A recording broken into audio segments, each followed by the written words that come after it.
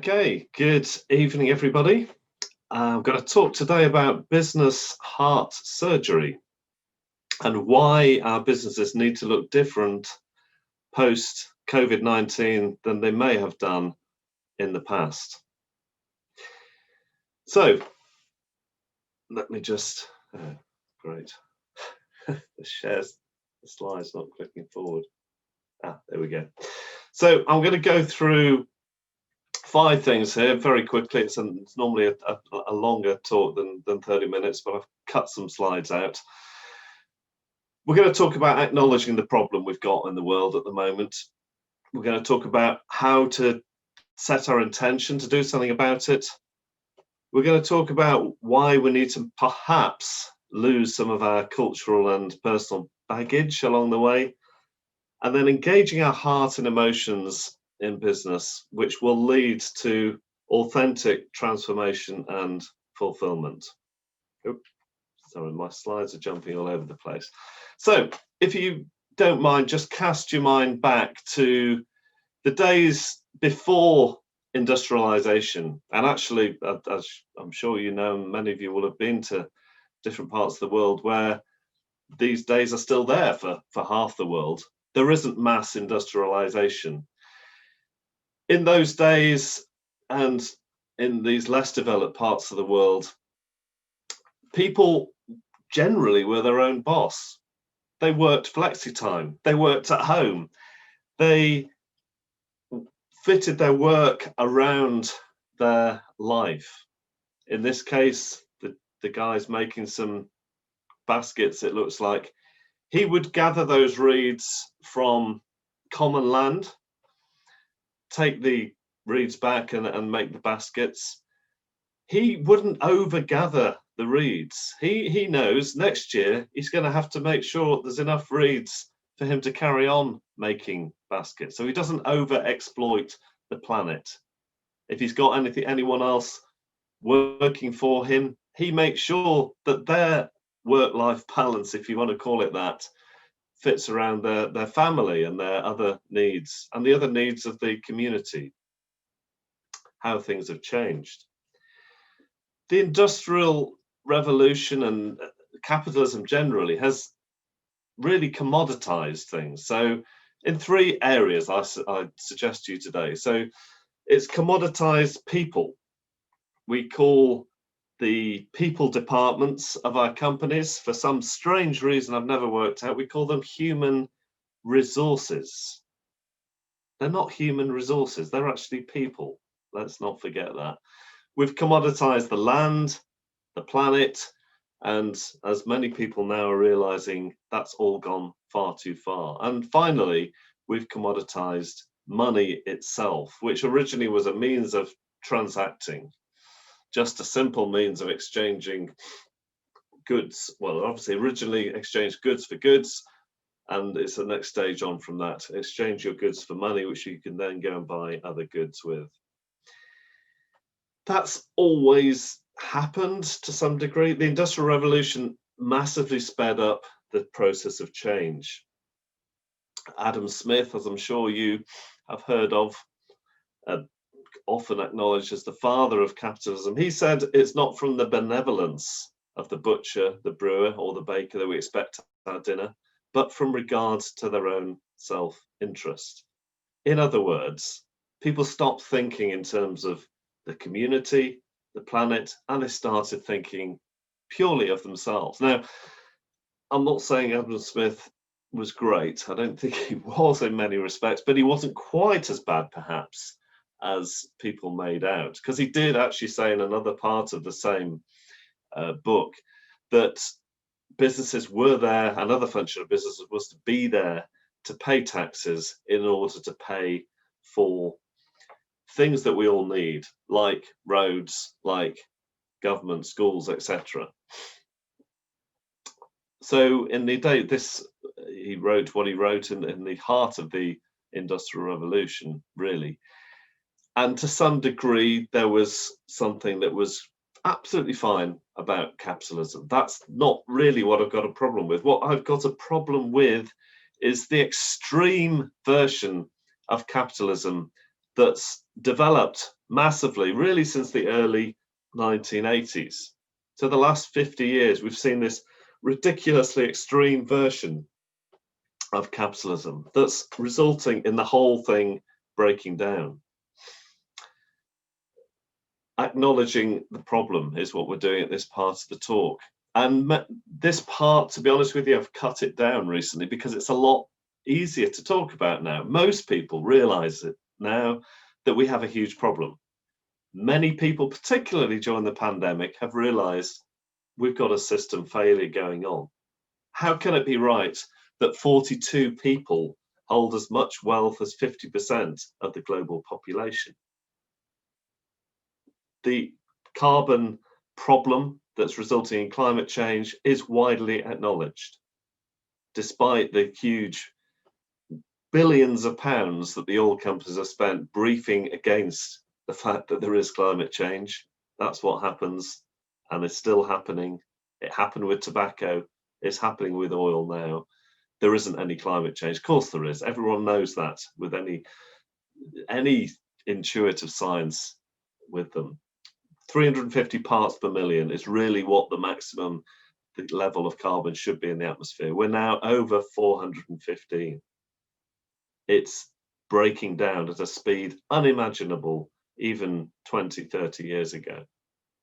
Only 19% of 18 to 29-year-olds actually would call themselves capitalists. I'm actually surprised it's that high. It's really like we've been playing golf with the world burning around us. We've been running our businesses in such a way that we haven't taken account of the human toll. We haven't taken account of the planetary toll. This slide has always shocked me. It's slightly old now, but these are the periods of economic growth since the Second World War. The blue is the bottom 90% of the population, and the red bars are the top 10% of the population. Look what happens. Straight after the war, the bottom 90% did really well. They grew their wealth, grew their income by 80%. Fantastic. And the top 10%, who probably didn't need to grow their income to be sustainable in their lives, only grew 20%. Happy days. There was an equalization going on there.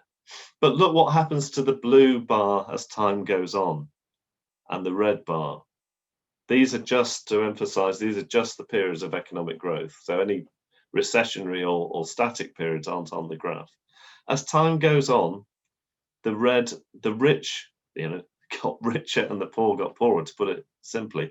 2001 to 2007, the top 10% increased their wealth, doubled, nearly doubled, just under 100%, whereas the bottom 90% didn't increase at all. And 2009 to 2012, look what happens. The bottom 90% actually lost income, whereas the top 10% got even more, nearly 120%. As a British person, I'm embarrassed by this stats that the UK is the 6th richest economy in the world, but has a growing population of poor children.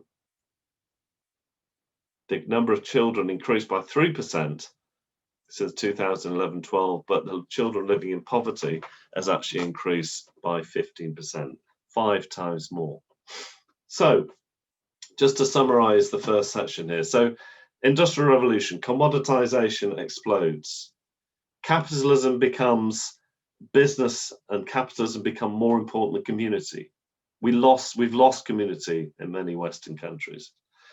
Now, jumping to 2008, I believe, and I'm happy to be proved wrong or disagree with me, absolutely use the chat box for that. But in the financial meltdown in 2008, I think one of the pillars of capitalism in people's minds started to break down. People started to think, actually, is this working? Probably not. Last year, 2019, huge increase in awareness of the climate change and the general problem with the planet. It started with Blue Planet, which wasn't about carbon at all. It was about plastic. It moved on to Extinction Rebellion protests. which affected many of our lives, especially those living in London. In 2019, just to go back there, so system breaks down in 2008. So these are the three pillars of the commoditization I was talking about. So money as a commodity, that pillar went 2008. The earth, the planet, as a commodity we can take from and not give back, that foundation or commodity shifted in 2019. More people became aware of that. In September 2019, the Financial Times, the bastion in journalism of capitalism, had a headline: "Capitalism, time for a reset." This was on the front cover of the Financial Times. Now, if they are saying capitalism needs resetting, then that would suggest that that's really what's happening. Now, what's happened during the pandemic? Obviously, huge amount has, but I do think that people and the inequalities in our system has been brought to front of mind. We've had the fact that key workers are paid a pittance compared to the people that run those companies. People who stack the shelves in Sainsbury's and Tesco's get paid in a year what the chief execs of those companies get paid in one day. How can that be right? The ambulance drivers, the care home workers, the people doing the most vital jobs get paid the less. Black Lives Matter, people that aren't white in white-led countries, the Western countries, have not been treated equally. And it's appalling, and we should be embarrassed. And it does need business to reverse these social injustices, to reverse climate injustices, and that is what business should be doing. And I just want to show you a quick 2-minute video to start off the next part of the presentation.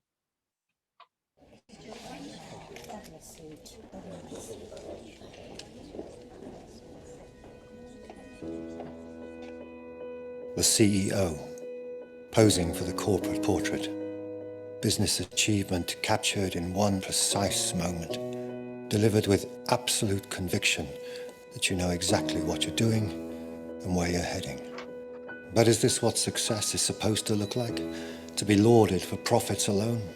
Profits that I've maximized for shareholders year on year, percent after percent, delivered at any cost, because for that I have felt the weight of the world on my shoulders. But have I done anything that helps it? What will be my legacy? Today, a spell has been cast on humanity, that the purpose of business is to solely make profits above all else. And it is this notion which causes businesses to churn through people and the planet, which is destroying us all. So we need to change. We need to treat the environment with respect, not exploit it for our own gain. We need to prove that businesses can work for the benefit of society, for all of us. It is possible. Now it is time for us to lead the way. Excuse me, I've got more important things to do. So, BeCorp, to introduce that, my company, I'm the CEO of Cotswold Fare, specialty food wholesaler. We move about 30,000 cases of products to 1,500 retailers all over the UK each week. We are what's known as a B Corp. What is a B Corp? We're a company that has changed our articles of association. Most companies are set up in law to be there to make profit for the shareholders. We are there to make to be the benefit for all stakeholders. That includes the people that work for us, it includes the planet, it includes the local community, the people in our supply chain. So B Corps have done that. Secondly, we go through a rigorous certification process, initially to become a B Corp, and then recertify every 3 years. And it's difficult to become a B Corp, but we're there's so much more we can do. We are a certified BeCorp, have been for 5 years, but we need every business to be thinking these terms. We need every business to be good for the world. We're assessed in terms of our governance, our culture, our workers, the community, the environment, and our customers. Forces for Good is a book I wrote about all this. If you want to know more, I'm going to have to go quickly today. The bar for certification gets higher each year, but every time you recertify, it's more difficult. So it forces a process of continual improvement. And finally, every year we produce an impact report to say, what have we done as a business to make the world a better place? This isn't a veneer of CSR. It's not some extra stuff we just do on the side. It's absolutely fundamental to everything we do as a business. We never make decisions where profit comes before people and planet. But guess what? Since we've been doing this, we have actually been more profitable because people want to buy from good companies. So if you're here today and you're thinking of starting a business, or you may have just started one, or you're a young business looking to grow rapidly, don't even think that you can be a business that's all about profit. It doesn't work like that anymore. On the side of a building during the early part of the lockdown, this was, in Spanish, this said, we will not get back to normal because normal was the problem. There's a lot of people looking to go back to business as normal. It can't do. The planet can't afford it. The inequalities in the world can't afford it. If you're a business today, I believe you have a duty to be there for people and to be there for the planet. So what has happened during the pandemic? Well, as I mentioned earlier, I think it's the final nail in the coffin of capitalism. That might sound a bit dramatic, but people are thinking differently now. Consumers are thinking differently, and it's the consumers that are going to be driving the change. Consumers want to buy from companies that are doing some good. So please, for the sake of your business, for the sake of your employees, and for the sake of your customers, be a business that's doing good. Yes, you can still make profit. That's fine. Profit is, you cannot be a sustainable business without profit that you can then reinvest in other business initiatives. But be there for people and planet first.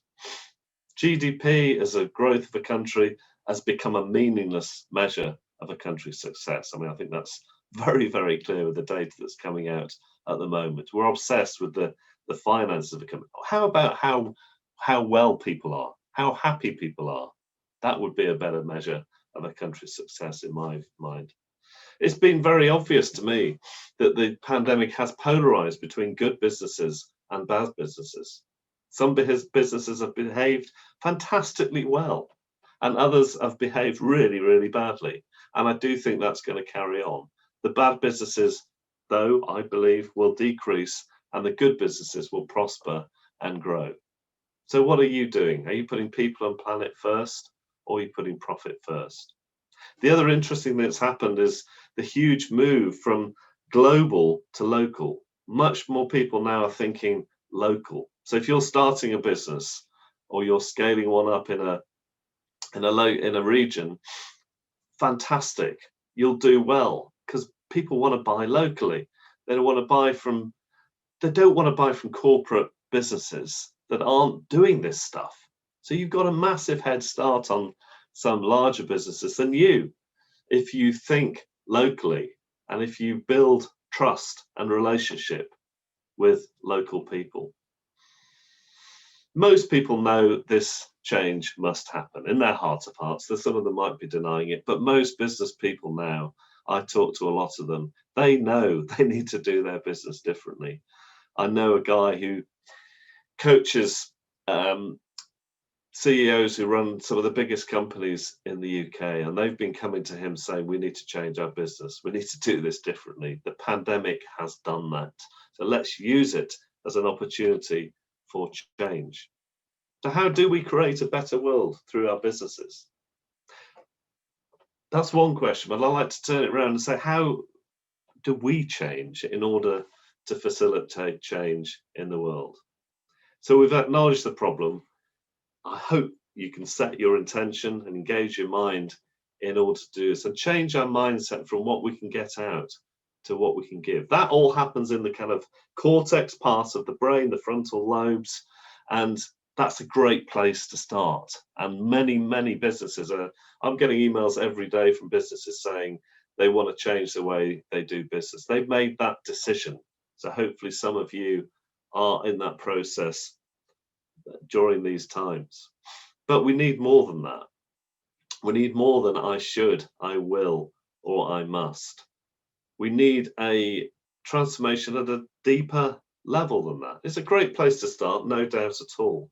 But we need, first of all, we need to lose our personal and cultural baggage, our conditioning, I will call it. We think very much as isolated individuals in the West. I've spent time in India and Africa, quite a bit of time, and they think a lot more community orientated than we do. They think for the good of everyone rather than just for the good of themselves. And I do think we need to lose some of this cultural stuff that stops us thinking big enough. It makes us think too much as isolated individuals rather than thinking for the good of mankind as a whole.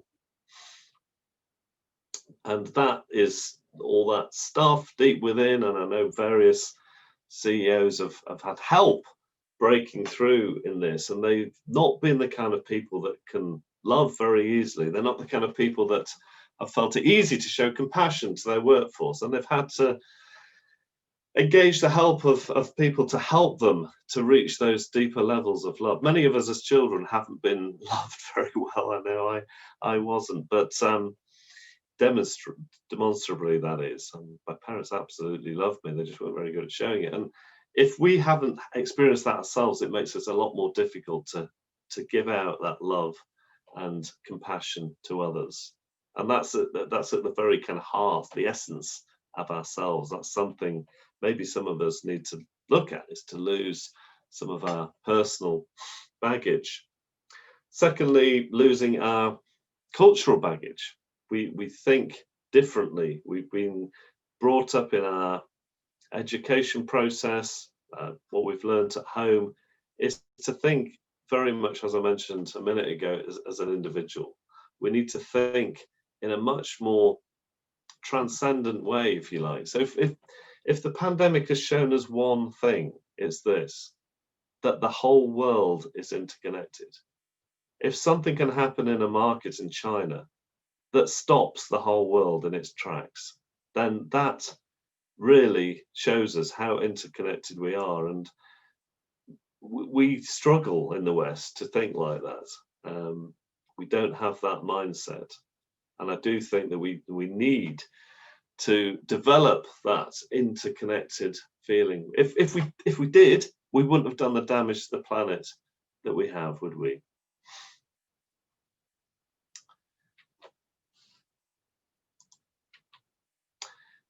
So losing our personal cultural baggage. Fourthly, to engage our hearts and emotions. Leaders can only achieve so much with intention and mindset. True transformation involves the heart. It involves our emotions. It involves our compassion.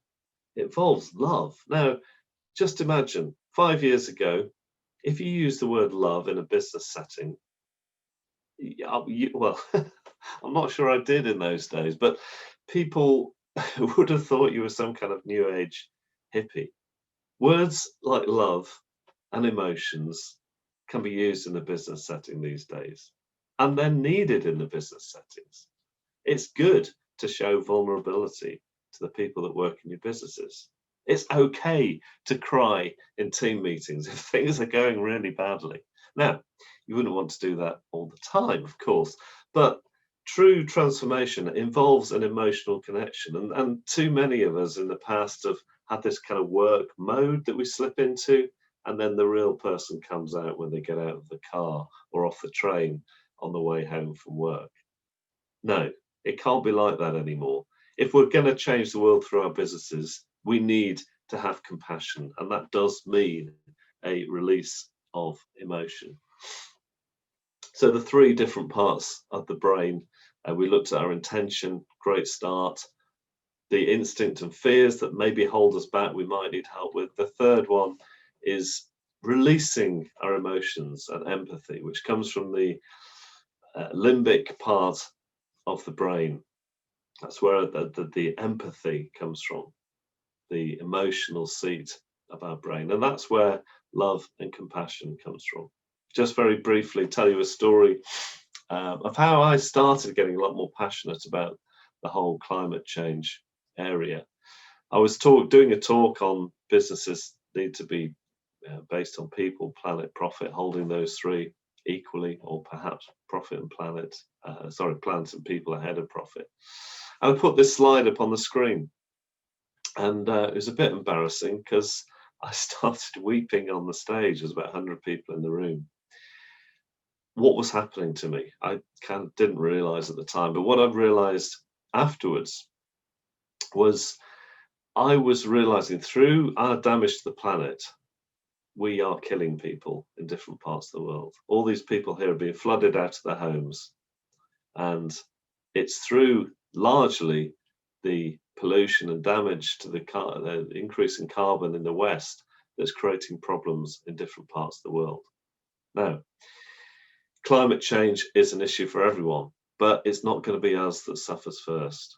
It's going to be low-lying countries, generally poorer parts of the world, that will suffer. And people, tens of thousands of people, probably millions, have already died due to climate change. This is a place in Kenya which I go to frequently, and that's not an earthquake. That's just damage to a road which I've driven along many times due to flooding, due to climate change. The climate there used to be so predictable. The rains came within 2 weeks every April. They could plant their crops. Very, very predictable. The last 5 or 6 years I've been going, it's gone all over the place. We've got a farm over there. It's almost impossible to plan anything these days. It's a big problem, and we must develop our heart and our compassion to deal with it. It's a tricky one for me with the whole climate change and flying, but I really would encourage you, when we can, to visit some poorer communities, to engage in the problems of what are many problems that people in some parts of the world have. I took a supplier of ours out to Kenya, and after we'd been there a couple of days, he said, "Paul, thank you for changing my life." This is a businessman. He runs a very successful dairy in West Wales and has a brand of milk and milk products, milkshakes, etc. And he would say, and I'm not misquoting him, he would say he's been a different person ever since he went there. He engaged with the problems of people, and he engaged with the issues that people have in a different part of the world. He saw the effects of climate change in that part of the world, and he told me that, "Thank you for changing my life. I hadn't really done anything. I'd just taken him with me." So real change means being free of enough of our fears and insecurities in order for love and compassion to flow in and through our businesses. That's what I think businesses should be about. It's about authentic transformation and fulfillment. I'm just going to leave you with a quote from Nelson Mandela. "What counts is not the mere fact that we've lived, it's what difference we've made to the lives of others that will determine the significance of the life we lead." So it's not being the big I am. It's not amassing riches, having a huge company. It's what difference, you can do all that, by the way, but it's what difference we've made to other people. That's what counts at the end of our life. Who's going to be at a funeral? What are people going to be saying at our funeral? Are they going to be saying, "Thank you for looking after us. Thank you for caring. Thank you for showing compassion"? Or are they going to be doing the opposite? If you want to know more, my book, Forces for Good, been out about 18 months. It's a book that talks about all this, and to be honest with you, more people are reading it now than they did when I first published it, because it is of the moment. And if you want your business to be a force for good, obviously I would encourage you to read it. Thanks very much for listening. Sorry it was a bit rushed, and obviously you can contact me if you've got any questions, or pop some questions in the chat now. Thank you.